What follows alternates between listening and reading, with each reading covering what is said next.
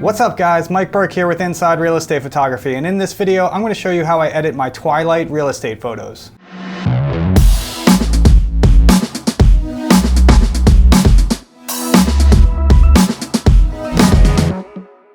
Alright guys, so here we are in Lightroom. I have two images here, two Twilight images, two different houses that I shot recently. So these are bracketed images. There are 5 brackets, 2 stops apart. These are JPEG images. Now for Twilight, it might be beneficial to shoot RAW to give you some more latitude, but the important thing is, as long as you have all the information you need to composite the image, that's all that's important. I find that shooting brackets usually does fine. I'll check them on site to make sure that it got everything I need to make the final image. Sometimes, even the bright frame is a little too dark, so you might need to shoot additional frames, but you just want to make sure that you have all the information you need to composite the image. All right, so the first thing I'm going to do here is go to the Develop module, and I'm just going to enable profile corrections and remove chromatic or aberration. If you want to do that, these are JPEGs, so it's not really picking up my lens profile or anything, but if you shot RAW, then obviously that would pick that up, and then you would just sync all 5 of these brackets. So they have the lens corrections here, transform, any cropping you did, but I just have those selected because that's usually what I'm syncing across brackets. So just synchronize. So now all 5 of these pictures here have the same settings. I'm not going to merge these in Lightroom, doing like infuse or an HDR merge, because for Twilights, I like to hand blend them so I can control the level of detail that's going into them. What I'm going to do is I'm just going to control click on these 5 images that are highlighted, and I'm going to go to edit and open as layers in Photoshop. Okay, so now you'll see I have all 5 of my images loaded here as layers in my Photoshop document. And the first thing I'm going to do is highlight all these layers, shift click, and I'm going to go to edit and then go to align, auto align layers, and then auto. And just to make sure that all the pictures are lined up perfectly, in case there was any shake or movement in between images, which you see it picked up a little bit here, from profile corrections too in Lightroom. You just want to make sure these are all lined up. So now we have these lined up. So I like to either use the brightest bracket on top or the second brightest. Let's see, depends on the image. Yeah, so I'm going to go with this. The brightest bracket I have here, I'm going to put that on top, and then underneath that I'm going to get the darkest or next to darkest bracket depending on the situation. That's super dark. So the brightest bracket I have on top here, and then this is the second darkest bracket. You want something pretty dark. So what we're going to do here is I'm going to go to the bright top bracket here, and then I'm going to create a layer mask. And with the mask selection, I'm going to just hit Command I, which will invert the mask, and just fill it black. So that way it disappears. And then, you want to make sure you have black and white selected here as your foreground and background colors. And you can toggle those by hitting the X key. So I want white, and I'm going to take my brush by hitting B. And I'm going to use a really slow flow at 5%, opacity down. I have it at 59, whatever, like 50, 60, somewhere in that range. And you want, a pretty soft brush here. I have it at 33, whatever, around 30%, 30 to 40%. Once I have that, I want to make my brush pretty big here. And I'm just going to start brushing in some of this detail underneath here. And you see by brushing here and doing this by hand, we have maximum control over what's showing up and what's not. So you want to make sure, obviously, your mask is selected when you're doing this, and you have white selected so you can paint through the black, and that's going to reveal the bright bracket underneath. So I'm just going to bring out some of the detail of these trees, the house, obviously. You want to be careful though of overlapping the sky, because it will fringe like that, and we don't want fringing going on around here. A lot of times I'll mask out the sky, and so I don't do that, but in this image I think we can get away without it. In the next image I'm going to show you, we'll definitely won't be, so I'll show you how that process is done. So yeah, I'm just going to start, dabbling around here, revealing what I want revealed.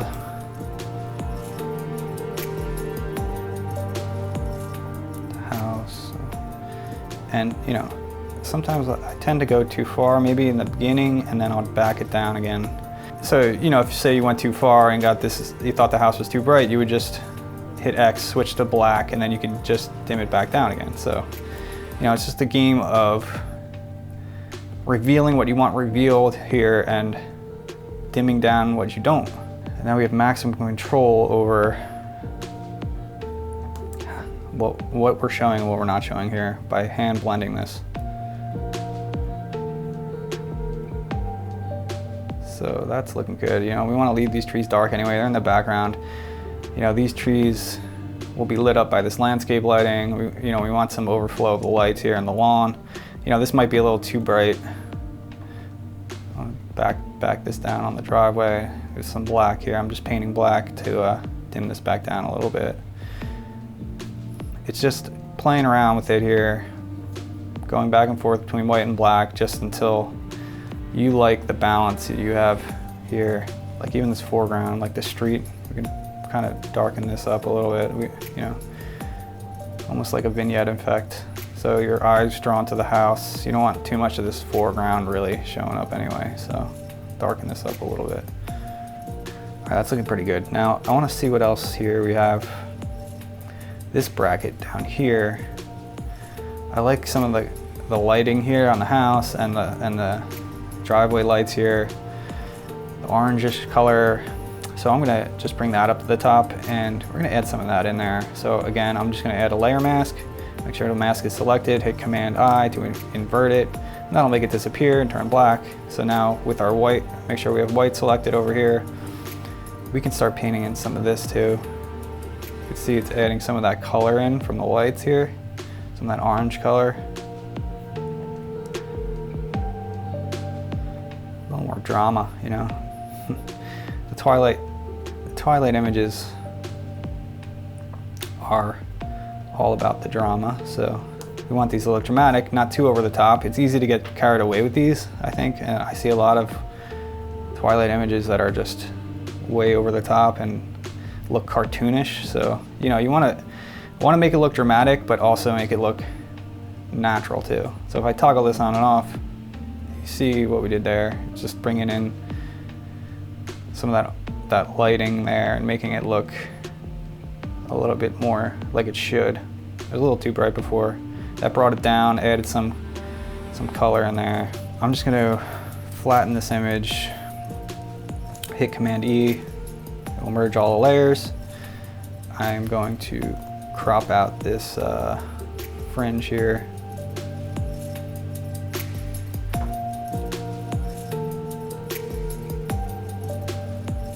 Go. So now we have all that set. I'm just going to save my document. All right, so after we save it in Photoshop, it will now pop up in Lightroom here. Here we have it, and now we're going to really make this thing pop. So I like to start by just hitting Auto as a starting point. As you see, that really made it pop already. One other thing I would have done in Photoshop too, just by the way, is remove the sign and this flag, clean this up a little bit in Photoshop. You know, that's basic Photoshop stuff. I'm not going to go into that here. This is a little too bright, I think. I'm just going to roll the exposure back a tad. Bring the highlights down. I'm going to bring the shadows down. We want this, not too much detail in the shadow, and the blacks, just to give it more contrast and darker shadows. This image look pretty rich. I'm going to add some clarity in here.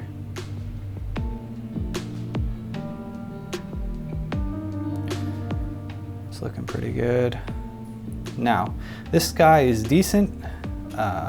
However, again, like I said, we want to add some drama to this, so I'm going to replace this sky with a little bit more of a dramatic sky. So I'm going to go Control click and edit in Luminar 4. I do my sky replacements in Luminar 4. If you're interested in getting Luminar 4, I'll have a link down in the description and also a coupon code. All right, so here we are loaded in Luminar 4. I'm gonna go to the creative panel here and then AI sky replacement. And I'm gonna pick a sky. So we have these sunset skies. You can load your own skies in here too, but just to show you what's going on here. Like, that's a little too dramatic for me. I think I like 5, I use a lot. Yeah, like that. That's realistic and not too over the top. Yeah, let's go with 5, I like that. It looks pretty natural with this image, I feel like. Advanced settings, one thing I'm gonna do here in advanced settings is for the twilights, especially sky exposure, I'm gonna bring it down to make it look more like it's almost nighttime here, because it was pretty dark when I shot these. So somewhere around there. Take the brush here.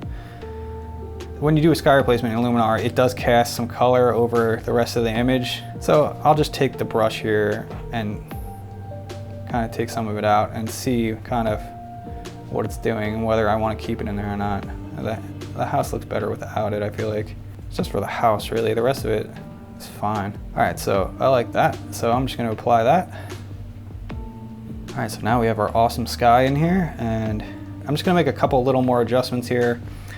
So, you know, we have this warm light coming off the house, and, you know, the grass is looking pretty cool in temperature, and some of this landscaping too, it needs some warmth. So I'm going to take an adjustment brush here, put my temp up in the warm, the 40s, that should be fine. And just make sure everything else is, you know, zeroed out. And I'm going to just paint some warmth in here. You see now that it looks like some of this lighting now, and the sky lighting is warm too. So we just want it to, you know, gel, you know. So now it looks like the grass has a warm tone to it now, and like it's picking up some of the light from the sky and some of the light from the lighting of the house. I'm just gonna paint some of this warmth in here. And even on these pillars, they look cool. Warm these up a little bit, just to give it some warmth. The house is like pretty super warm already, maybe a little bit over here. And you know, you just control the intensity of this with the slider here. I'm gonna take it up a little bit. Somewhere actually up here around 80, I think that looks good. The warmth now is kind of matching from the ground to the house to the sky, and it's giving it a more cohesive look.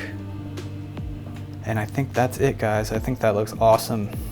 So that image is done. So let's go to our next image here. There's a little more going on in this image. So we got the pool here, and this is the backyard shot, the house and the pool and this lighting. And so again, what I'm gonna do here, remove chromatic aberration, enable profile corrections. I'm just gonna sync those again. Once those are synced, I'm just gonna go again to control click, and I'm gonna go to edit in, open as layers in Photoshop. All right, so now we have these images loaded as layers in Photoshop. So now the problem we're gonna have with this image, which is what I was trying to explain to you before, like the top of the house here is right up against the sky, and also the pool. If we start painting in around the pool like we were before to blend our exposures, we're gonna get fringing around the pool edge and in the sky. So we're just gonna create a selection just so we don't spill over into those areas. What I'm gonna do is I'm gonna go to select and then go to color range, and I'm gonna click on the sky here. You move the slider until the sky is solid white like it is here. I see that it's all solid white, that's what's gonna select, so I'll hit OK. And you see now we have the sky pretty much selected out. I'm gonna take the quick selection tool here. You see it missed a little bit here, so I'm just gonna paint that in. And then what I wanna do here is add the pool into this selection as well. So I'm just gonna drag over the pool, and that'll make a quick selection of the pool. That's pretty good. You just want the bright areas of the pool here, especially along the bottom edge here where we're gonna be painting, so we don't want fringing going on, and on the sides here. So that's good. And then what I'll do is I want to do select inverse. So now it's selecting the opposite areas of that. So once I have that, I'm gonna just go to select again, and then I'm gonna save this selection just so we can have it and bring it back up if we need it. I'm just gonna call it mask and hit OK. Because now if we create a layer mask, it's just gonna take that selection and only mask out those areas. So we wanna now just, in the meantime, deselect that. And now we wanna find out how we're gonna blend this image. So like I said before, this is the brightest bracket, either this one or the second the brightest. I'll use, now we need the brightest one here. So we're gonna use this bright one on top, and underneath that we want a dark bracket here. Either this one, the darkest one is really dark, and the second the darkest one here is still really dark. I might use this middle bracket here. So again, on our bright bracket here, we're just gonna do a layer mask, and I'm gonna go Command I to invert that. Then again, I'm gonna get my brush tool here. Again, we have 5% flow, opacity 60%. All right, so now that we have our mask inverted, now what we want to do is load our selection that we made before. Make sure the mask is selected, and then we're gonna go to select and then load selection. And then we want that mask selection we made earlier. Okay, so now I can paint in all these dark areas, and we won't get spilling over fringe into the sky. And again, we're gonna replace this sky, but even if you fringe over onto this sky and then try to replace it, it's not gonna look right. So I'm just gonna start painting in these areas.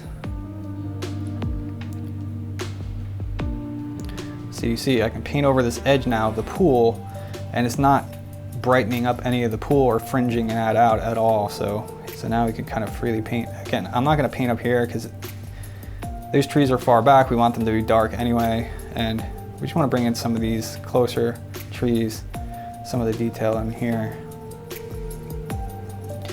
You can just kind of even click around. You know, we wanna get this, make our brush a little bigger here too. You know, the house, obviously, we want in here. We wanna get this lounge chair and the jacuzzi. Again, just kind of painting this in until we're happy with how much detail we're getting in here. I'm going to deselect our selection now. You can see kind of what we got going on here. The pool is a little overexposed, so I want to get a darker pool image here. So like this one. And I'm just going to put a layer mask on this. Again, invert. Now I'm going to take my brush again. I'm just going to paint in some of this. You know, make sure you have white selected, and bring down the exposure of this pool a little bit from that darker exposure. This will fringe out, so you don't really want to go crazy over the edge here. You could mask this in again, or select it and do it that way like I showed you, but so now this pool is not so overexposed. Looks good. All right, so now this image is pretty much blended to where I want it to be, so I'm just gonna select all these layers again, and then I'm gonna flatten them, and I'll just save this document. All right, so now that our document is saved, it'll pop up here in Lightroom, and now we can make our Lightroom adjustments. So again, I'm just gonna do auto as a starting point. Did a pretty good job. Bring the highlights down. Add some clarity into this.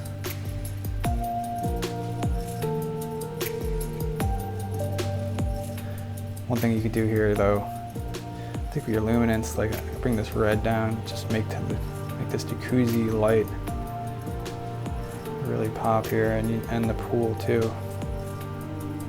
Just bring out the color of that, really make that dramatic, a little more dramatic at least. So yeah, I'm liking that pretty much. And now again, what I'm gonna do is replace this sky.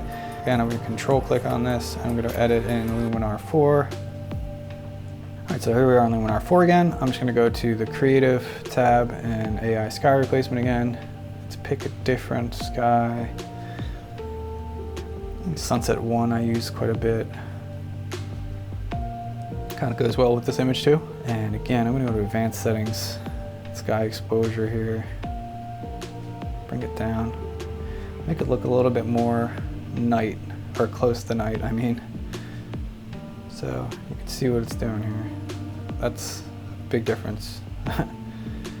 So you can see I cast the warm tones onto the house. In this scenario, I like kind of what it's doing, so I'm gonna leave that in there. I'm gonna apply that. All right, so after we have it saved, it'll pop up here in Lightroom again, and I'm just gonna make a couple more tweaks here. Now, I'm gonna bring the exposure up. That looks better.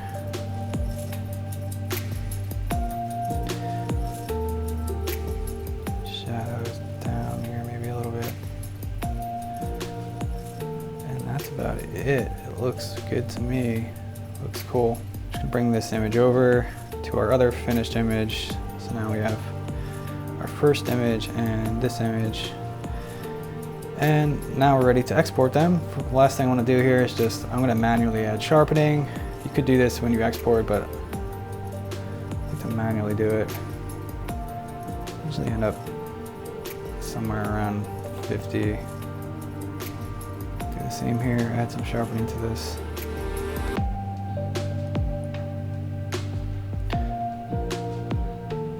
We're ready to export these, so I'm just going to select these two images. Shift Command E to export, and save these to the desktop or something. That's fine. And you could rename this to whatever. I don't know. Don't need to do that. Limit file size. I usually somewhere around like 7,000, or 7 megabytes. That is. These are going to be used on MLS. You don't want to make sure that these aren't too big, because then agents won't be able to upload them. So I always bring down the file size a little bit. Output sharpening, you would add that. We did it manually, so I'm not going to do that, obviously. And we're ready to export, and we'll take a look at these two images.